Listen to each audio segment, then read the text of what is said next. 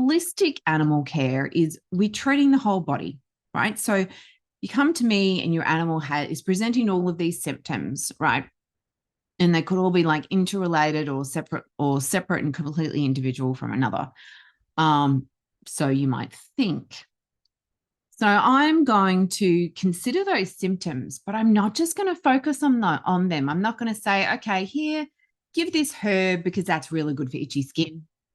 You should be right.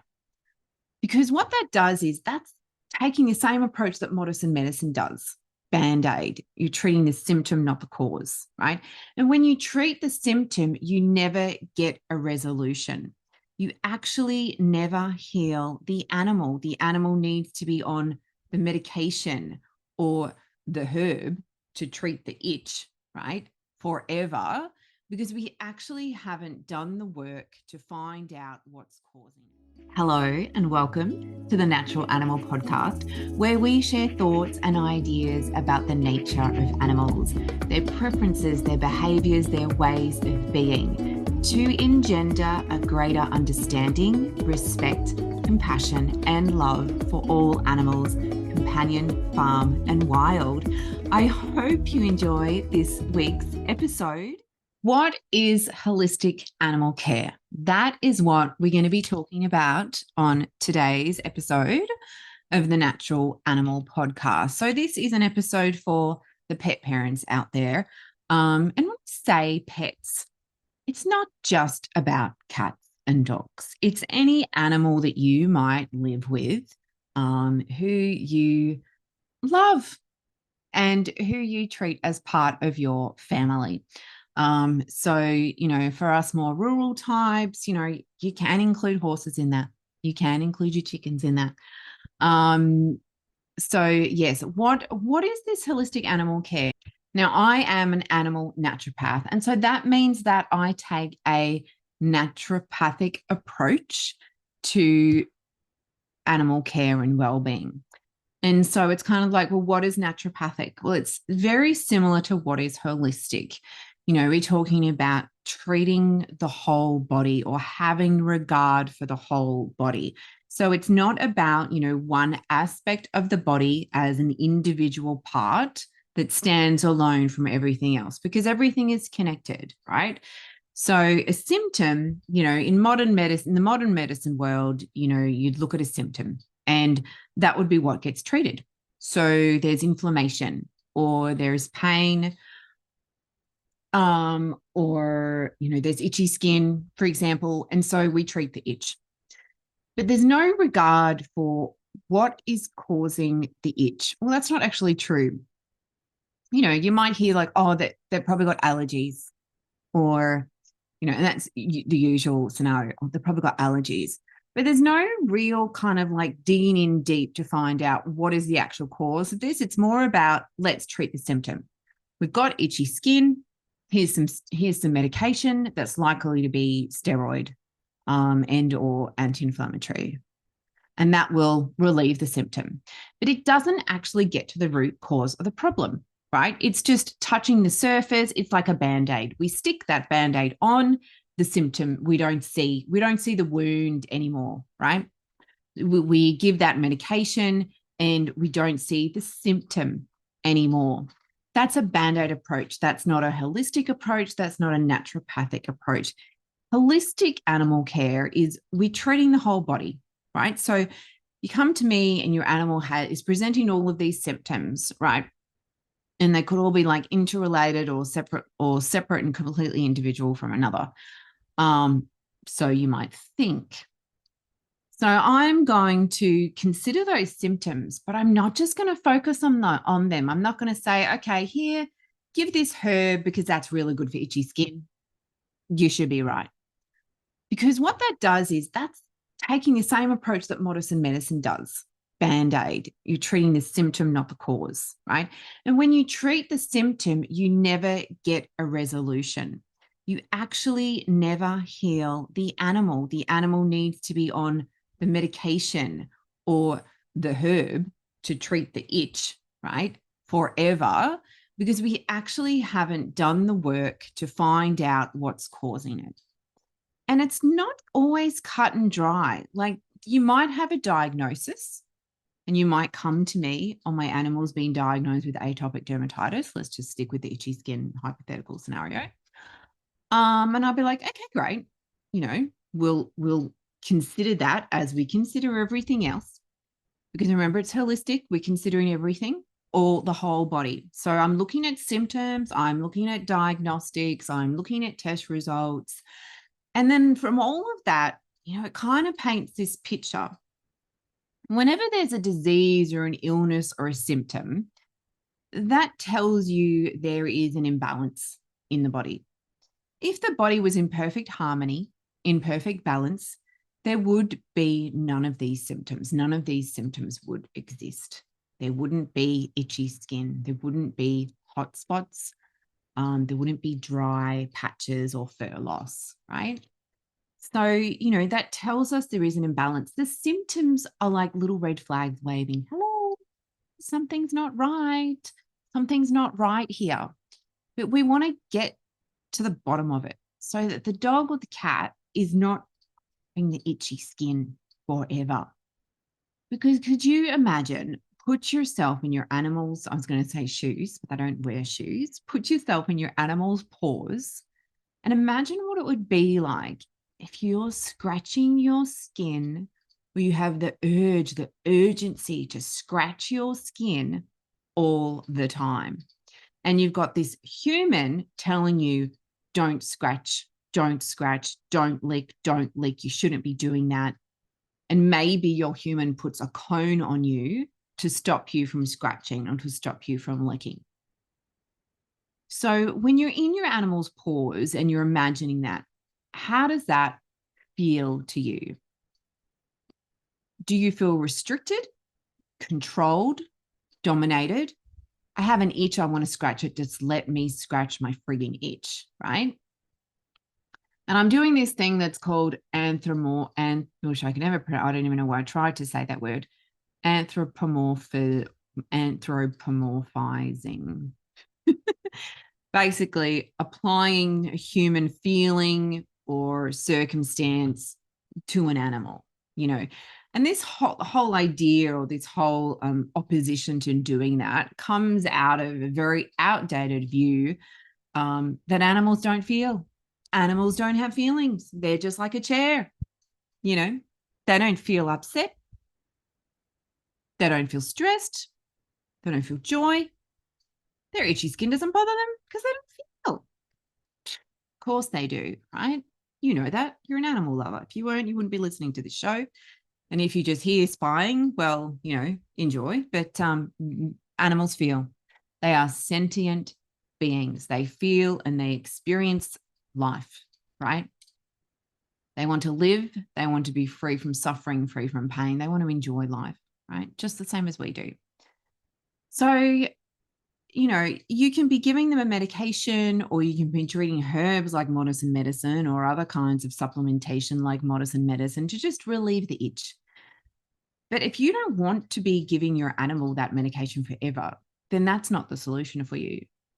And also what can happen is those medications can stop working because your animal's body adapts to them. And then you might be spending, if you're going down the modern medicine route and you're going, down the allopathic route and you're using veterinary medication, you might continue to give that medication, which has steroids, which is, can be quite damaging and toxic over the long term, right? So, and then it stops working, right? And it's like, well, what's the point? I've spent all this money. I've exposed my animal to this hardcore medication and it's not working anymore. And so usually that's when people come to me. They've tried the modern way and they're not getting the results that they want for their animal. They want their animals to heal, right? And so that's what we're doing with this holistic animal care model. We're supporting the animal by managing those symptoms. So there will be some aspects of care, if sticking with the skin hypothetical, where we're doing some topical treatments, some external treatments so that we can relieve the animal from the symptomatic response of what is going on beneath the surface that's presenting with this itchiness, right? But we're looking at all the aspects in holistic animal care. We are looking at the physical body. So we're looking at those symptoms, those red flags. Hello, there's an imbalance here. We're looking at how the body is responding from a physical perspective, right? Redness, inflammation, itchiness, dry skin, dry coat, things like that. External body, what we can see. If we've got diagnostics, we're looking at the diagnostics. What's the blood work? That gives us a little picture of what's going on internally. Sometimes it won't reveal anything. A lot of the times it won't reveal anything. Just because blood work appears healthy doesn't mean that there's nothing out of balance, right? Because your animal could still be symptomatic, but the bloods are normal. Well, there's clearly an imbalance there despite what the bloods say, right? So we're looking at the physical body. Then we're going to be looking at the animal's environment, right? Are they able to exercise their natural behaviors? Are they getting adequate mental enrichment? What's emotional well-being like? Do they have emotional resilience? Or are they high stressed, right? We'll look at other physical body factors as well. Are there other symptoms in addition to the itchy skin? Are there digestive issues, right? Are there respiratory issues? Are there, behavioral issues, right? We're also going to look at what's going on in the relationship between the human and animal, right? And so what we're doing here is we're looking at the physical aspect, the mental aspect, the emotional aspect, and the spiritual aspect. And so holistic animal care is we're treating the whole body. Everything is connected. We're not just focusing on the symptoms. We're not taking that Band-Aid approach. We're looking at all aspects of wellness, all of what's called the pillars of holistic animal care. And, that applies equally to holistic human care. Holistic wellness, no matter whether you're a human or non-human animal, is the same. Physical, mental, emotional, spiritual, right? So we're looking at all of that because this itchy skin is probably, most likely, not just a result of what's going on in the physical body. There can be an emotional aspect, right? Now, we'll also be looking at diet, right? So that comes into the physical. You've got the 4 pillars, and underneath those umbrellas of each pillar, let's talk about the physical pillar, right? So we're going to be looking at diet. What's your animal's diet like? Are there improvements that we can make to shift that diet to support the body, to bring balance back to the body? We look at the toxic load, the toxic exposure, and that's through food, that's through medications, including parasite treatments that most people are giving every month or whenever they remember, right? We're looking at it's beyond that. It's not just what the animal is eating or ingesting. We're also looking at what's being used in the animal's environment, right? What fragrances, what do you use to scent your home? What are you using to clean your home? What do you use in the garden? These are all potential sources of toxins, right? And toxins can create, when there's a burden, a toxic burden, a high toxic load or a toxic overload, various ways you can refer to it. When there's this toxic burden, that creates inflammation in the body. Inflammation can result in disease. Okay, so we need to be looking at the diet. We need to be looking at the toxin exposure because it could be those things that are at the root cause of the itchy skin, right? So it might be to bring about healing for this particular animal. It might just be around that physical, improving the diet, cleaning it up, and reducing the toxic load. That might be all that's needed to change that skin, to bring balance back to the body so that animal has a healthy skin and a healthy coat, right? If that's not enough, we're going to be looking at other things, mental, emotional, spiritual. Is your animal getting mentally stimulated? Are they mentally satisfied? And mental well-being, comes down to mental enrichment, exercising natural behaviors. Are they getting to behave like a dog, a horse, a chicken, a cat, right? Or, and, you're mostly going to see this with cats and dogs, right? Because, we've domesticated in part, much more so than, say, horses, chickens, etc., our cats and dogs, right?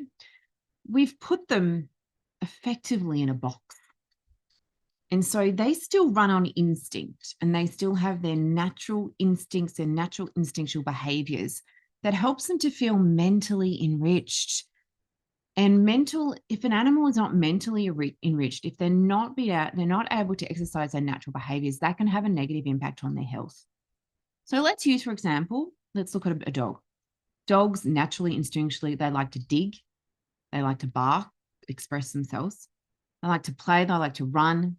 They like to, be in a group, be in a pack. Then we look at a cat. A cat likes to be up high. A cat likes to scratch. A cat likes to sleep. A cat likes to be alone and be in company when they want to be in company, right? So this is just a few examples, right? So what are you doing to help your animal express those natural behaviors? Does your cat have a spot where they can sit and they're up high, they're elevated, they can look at everyone down there below them? Hello, I'm the cat up here. I am the boss of this house, right? Do they have that high perch? Do they have things to scratch on, or are they just scratching your couch? And that probably frustrates the hell out of you. So get some more things they can scratch that you're not going to get frustrated and tell them off, right? Outside time is really important. Being in the dirt is such an important natural behavior of all animals, including us human animals, right?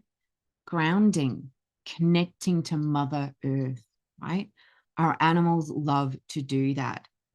One of my cats, if he ever has to go to the vet, one of the first things he will do when we come home is go and lie in the dirt to bring balance, to ground, connect with nature, to bring balance to his body, right? Release that stress. So that's why the outside space is really important. Well, not just the dirt, but also the fresh air and the sun. We all need fresh air and sun, right, to be healthy. So are you giving your animal access to the outdoors? But the access to outdoors needs to be safe.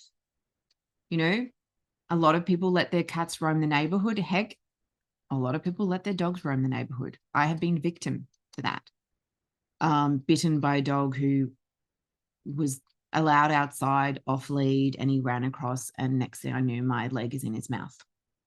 And then I'm like a screaming, swearing banshee, right? Because I was not expecting that at all. I thought he was just coming up to me for pats. So anyway, safe outside environment, safe for your animals, safe for other animals, right? Both dogs and cats can go and kill and eat things. That is an instinctual behavior, right? It's not a bad behavior. It's an instinctual behavior. If you don't want them to do that, which a responsible pet parent wouldn't want their animals to go out there and just kill, right? If you don't want them to do that, keep them on your property. Do the things that you need to do to keep them safe on your property. And especially if you have cats, do not let them roam at night, because that is when they're most active. They're a nocturnal animal. Natural behavior of a cat, higher energy levels at when the sun goes down, right? Supporting them with that. Having playtime when the sun goes down rather than during the day when they're sleeping. Make that time for them, right? So safe outdoor space, really, really important. And, walking dogs, walking cats, if your cat wants to do that too, because that gets your animals out in different environments, new smells, new sights. This is all mental enrichment. If your animal is stuck inside all day, they're going to be suffering, right? They're not going to be satisfied on that mental level. There are going to be things that they're missing out on. There's going to be instincts that they're not able to engage with, right? And then the emotional aspect, is all that sentience that I was talking about. Are your animal's emotional needs being met? Are they feeling, safe, joy, peace, love? Or are they feeling fearful? Are they feeling lonely? Are they grieving? Are they frustrated? Are they stressed? Are they irritable? Maybe they've got aggression. Maybe it's skin issues and aggressive behavior. And maybe they're aggressive because their mental enrichment, their natural needs are not being met. Or maybe, and this brings in the spiritual side of things, maybe they're being aggressive because they're reflecting you. They're reflecting your emotions, right? What is the emotional relationship? What relationship do you have with your animal? Are they just your animal, or are they part of the family? Do they feel safe? Do they feel loved? Are they getting enough attention from you? Are they getting to spend quality time with you? Do you have the time? Do you make the time to really get to know them, observe them, witness them, connect with them? And aggressive behavior can sometimes, and I'm just using that as an example, I could have used anything else, but that's what's come up today. An aggressive behavior or any emotional response, any kind of behavioral challenge can be a result of the connection they have with you. Not that there's a flaw in your connection, but the relationship between human and their companion animal really runs deep. And so their behavior could be a mirror. It could be a signpost. They're trying to get your attention. Maybe, let's stick with aggression. Maybe you feel frustrated. Maybe you're stressed and you're not letting that out. Maybe you're even expressing aggressive behavior. You have a short temper, right? Short fuse. And so does your animal. There's something in that. There's a big, huge thing in that, right? So you use that opportunity, make the most of that opportunity. Observe your animal and reflect on yourself. What are they presenting with? Is this a reflection of me?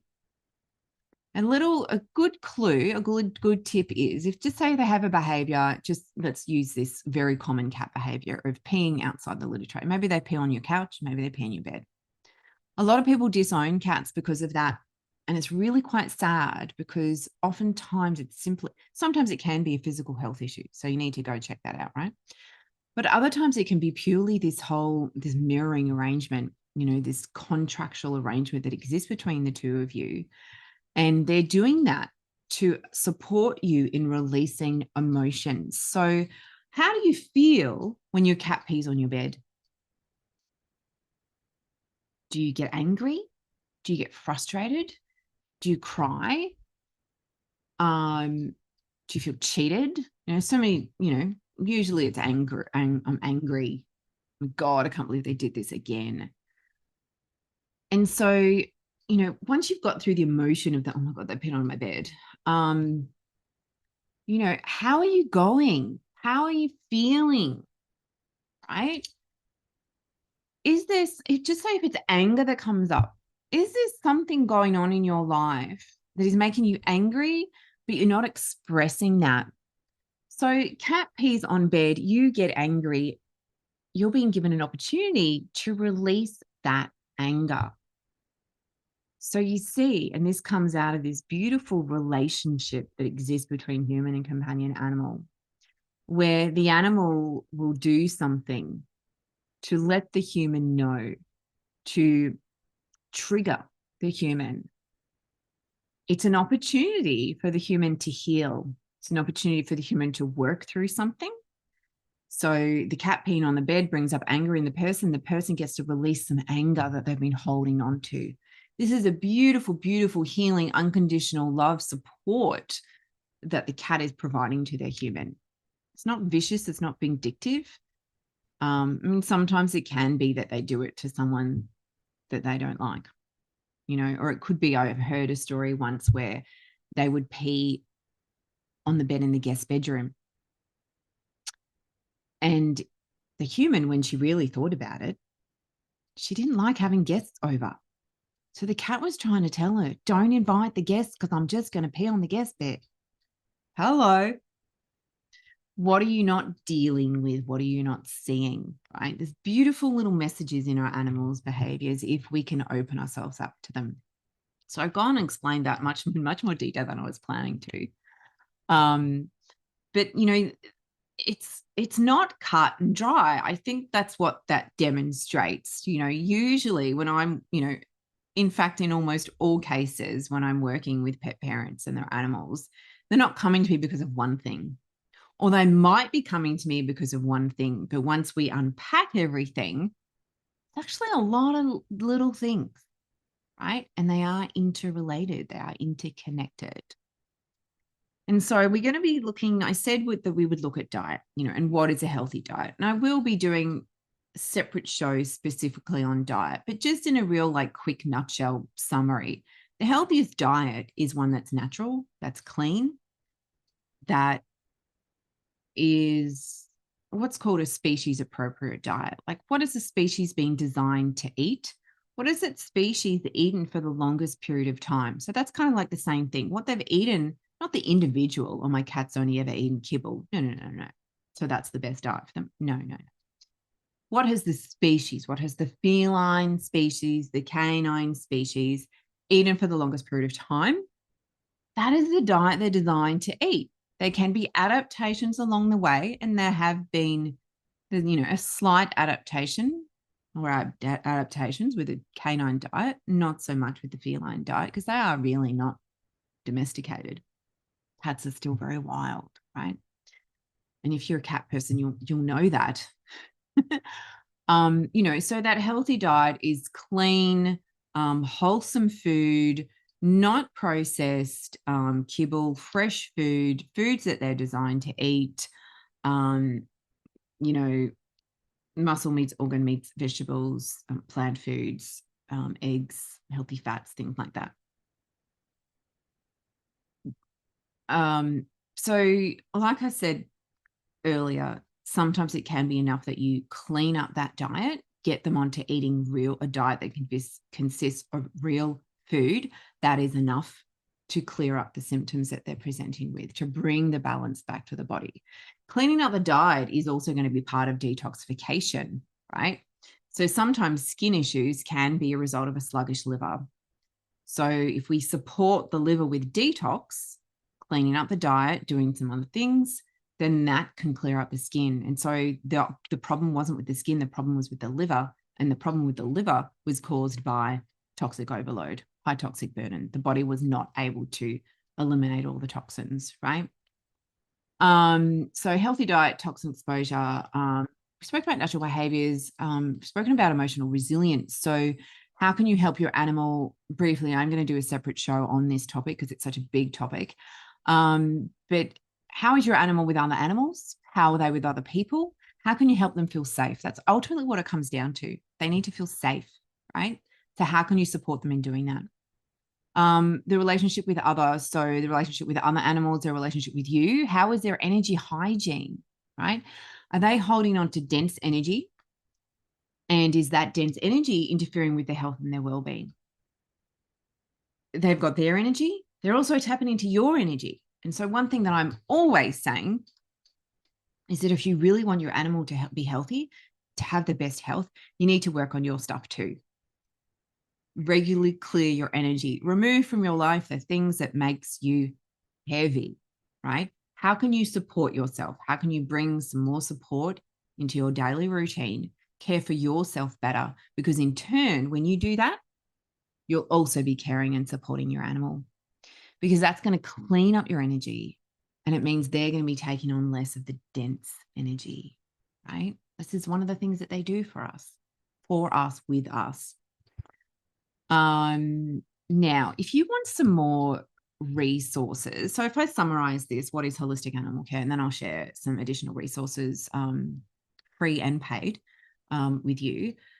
It's about treating the whole body. It's not just about focusing on symptoms. It's also not even just about focusing on the body part that's impacted. Just say if the animal has kidney disease, we're not just going to be looking at the kidneys. Kidney disease means the kidneys need support, right? But it's not just about that. We want to ease the workload of the kidneys. That's one way of supporting them. We want to be, and one of the ways that we can do that is reducing toxin exposure as well, because kidneys is one of the detoxification organs, helping relieving inflammation. There could be some dietary change happening there as well, depending on, the state of the animal. But all the things that we're going to be doing to support the kidneys, we're not going to be doing anything that's going to negatively impact another part of the animal's body. It's not the kidneys forsaking everything else, right? Because the holistic approach is supporting the whole body, not one part on its own, not one symptom on its own, everything together. We're looking at all aspects of wellness, physical, mental, emotional, spiritual. So that means we are looking at diet. We are looking at toxin exposure. We are looking at mental enrichment, expressing natural behaviors. We are looking at emotional resilience. Do they feel safe? Do they socialize well? We're looking at spirituality. We're looking at energy. We're looking at how is their energy hygiene? How is your energy? How is your relationship with them? How is your connection with them? So this is what holistic animal care is, guys, right? So it's big. Like, it's not meant to be this small, quick fix kind of thing. It's a big thing, just like holistic human care is, because it's like a whole package, one step at a time. Don't try and tackle everything at once. Focus on one thing at a time. Now, if you would like some additional resources, I'll share with you 2 free resources. First one is my holistic guide to caring for your pet. That's at ruthhatton.com/animal lovers tribe. You join my tribe, you will get that holistic guide to caring for your pet free. You will also go into an automated email sequence where you get some other stuff for free as well, that helps you holistically support your animal, that helps you to learn more about holistic animal care. Then if you want to dive deeper, so I'd say start with that first. Join the tribe and start with the holistic guide to caring for your pet, and open the emails. I think about 6 or 7 emails in that automated equal email sequence. Open each email, read each email, because there's more juicy nuggets shared in there around holistic animal care. So that's step 1. Step 2, I have a free webinar called the Healthy and Happy Webinar, ruthhatton.com/healthy happy. I'll put all these links in the show notes. Sign up to that, watch that, enjoy that. You'll learn a ton more from that as well. And then if you want to go deeper, I have what's called the Holistic Animal Care Workshop Series. This is something that I delivered live last year to a very special group of humans, of pet parents. And it's now available on demand. So you can just, purchase it and get access to it straight away. So you can buy in that. We're looking at all of those holistic pillars. If you choose to, what do I mean by that? There's an option. You can get all of the workshops. There's 5 of them in total. You can get them as a bundle, and that's the most economic way. That's the best value way. Or you can buy each one individually, right? So when I'm just looking at the page here, you can get, so workshop 1, 2 and 3 are about the physical well-being pillar. And so workshop 1, we're looking at nutrition. You get my Real Food Diet for Dogs and Cats ebooks for free in that one. Workshop 2, we're looking at toxic load. Workshop 3, we're looking at natural remedies. And there's a really juicy mini guide to essential oils for animals in that too, and some DIY herbal recipes as well if you want to start to use these beautiful natural remedies with your animal. And then workshop 4 is beyond the physical. We're looking at mental, emotional, and spiritual well-being. And there's some beautiful, beautiful practices that I take, 10, 15 minutes as 2 of them practices that I take you through in those. There's a light healing practice, and there's a human animal connection practice in that as well. And then workshop 5 is we're tying it everything together. And this was delivered as a help seat coaching session. And it demonstrates how this all works in practice. So even though if you weren't there during that live experience, it is still really beneficial. So You can buy them all as a bundle. Like I said, that's the best way. That's the most valuable way. Or you can buy them separately. Totally up to you. So that's a paid option if you want to really dive deep into that. But I would check out the free options first. That join the tribe, get the holistic guide to caring for your pet, sign up and get the healthy and happy webinar and watch that. And if you find that you want more, please, then have a look at the workshop and either get the bundle or, you can go through them one at a time if that's going to work out better for you. As always, there is also the option to work with me one-on-one, not limited to Sunny Coast where I am. I work with people all over Australia, all over the world. So that's another option as well.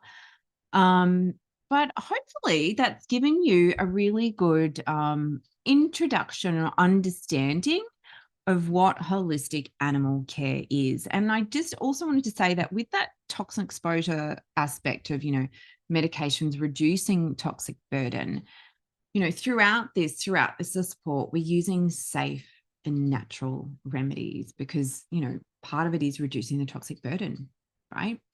And that can look like herbs and flower essences and things like that. And that's what I talk about in workshop 3 of the Holistic Animal Care Workshop Series. So check out those extra resources in the show notes. If you have any questions on today's episode, if it's brought up some ideas about other things you would like me to talk about, maybe there's some things in there that you want me to go deeper on in future episodes, let me know. I would love to hear from you. I always love to get your input. That would be amazing. And so until next time, next week, I hope you and your fur babes have a fabulous week and lots of love, and I'll see you again soon. If you love this show, please subscribe so that you never miss an episode.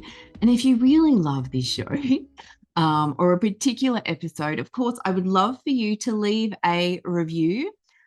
This helps me to get the show out there. And the more that we can put these thoughts and ideas out there around how to understand animals better, respect animals better, have more compassion and love for animals, we have the power to change the world. We have the power to change the way animals are treated and regarded so that they can live happier lives. So I would love for you to come on this journey with me, to advocate these messages with me.